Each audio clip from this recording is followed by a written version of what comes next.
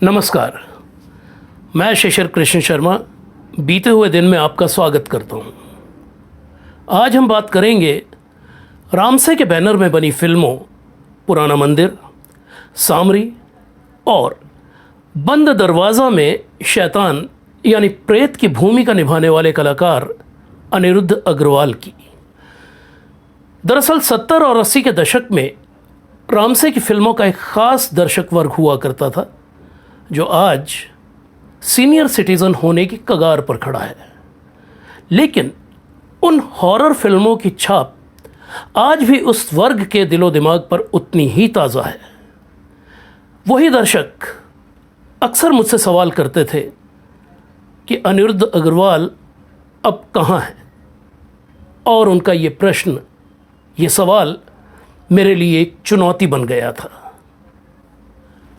पिछले 16-17 सालों से अनिरुद्ध अग्रवाल न तो छोटे बड़े पर्दे पर नजर आए थे और न ही उनके बारे में कहीं कुछ सुनने या पढ़ने को मिला था।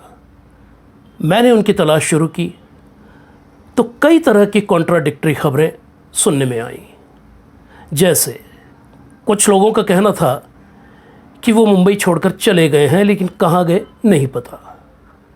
कुछ ने कहा कि वो अब दिल्ली में रहते हैं।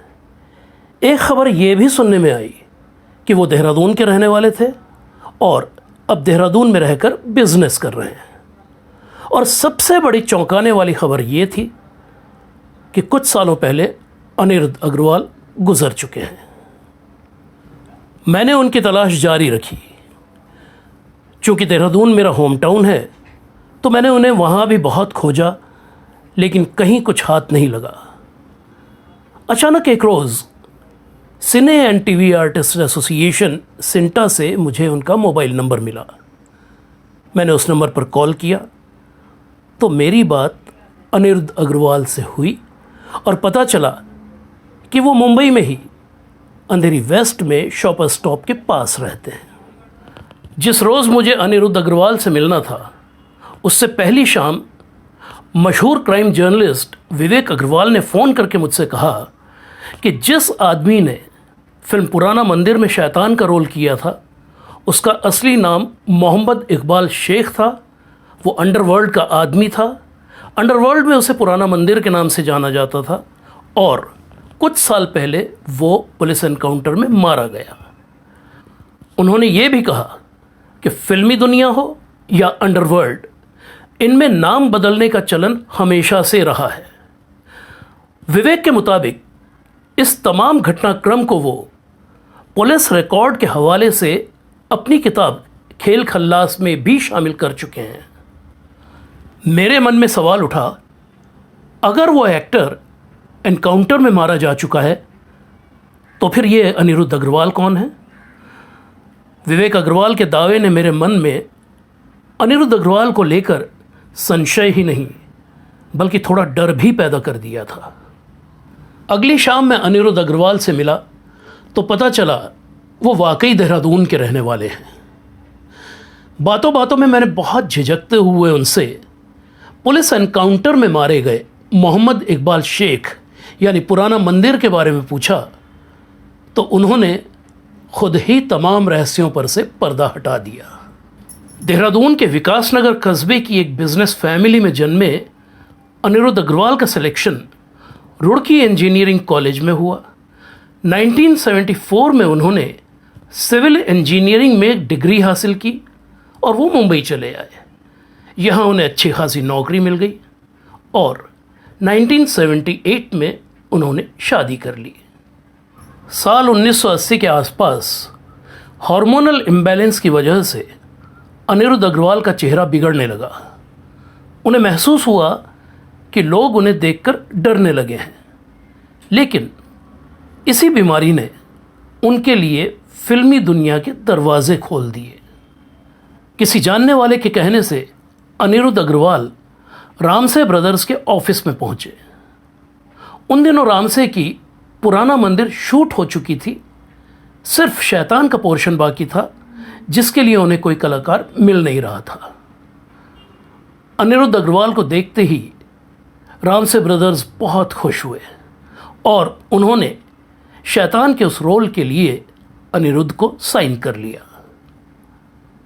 1984 में रिलीज हुई पुराना मंदिर सुपर हिट हुई।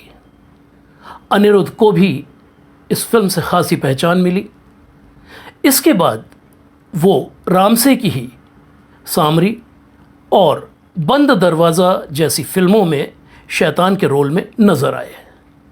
1982 में नौकरी छोड़कर अनिरुद्ध अग्रवाल ने बिल्डिंग कंस्ट्रक्शन का अपना बिजनेस शुरू किया। साथ में वो फिल्मों में भी काम करते रहे। बैंडिट क्वीन में बाबू गुजर के रोल में उन्हें बहुत पसंद किया गया। उधर हॉलीवुड की फिल्म जंगल बुक में भी उनका किरदार बहुत अहम था। 1993 में शुरू हुए जी हॉरर शो ने उन्हें घर घर में पहचान दी। साल 2000 में रिलीज़ हुई फिल्म मेला और उसके बाद तलाश और बॉम्बे टू गोवा उनकी आखिरी फिल्में थी, जिसके बाद वो पूरी तरह बिजनेस में व्यस्त हो गए। और अब बात पुलिस एनकाउंटर में मारे गए अंडरवर्ल्ड के पुराना मंदिर की, तो अनिरुद्ध अग्रवाल के मुताबिक उस आदमी को भी अनिरुद्ध की तरह हार्मोनल इम्बैलेंस की बीमारी थी, जिससे उसका भी चेहरा मोहरा पूरी तरह बिगड़ चुका था और इसी वजह से अंडरवर्ल्ड में उसे पुराना मंदिर कहा जाने लगा था। और इस नाम की वजह से पैदा हुई गलतफहमी ने ही उसकी मौत को अनिरुद्ध अग्रवाल के नाम के साथ जोड़ दिया था।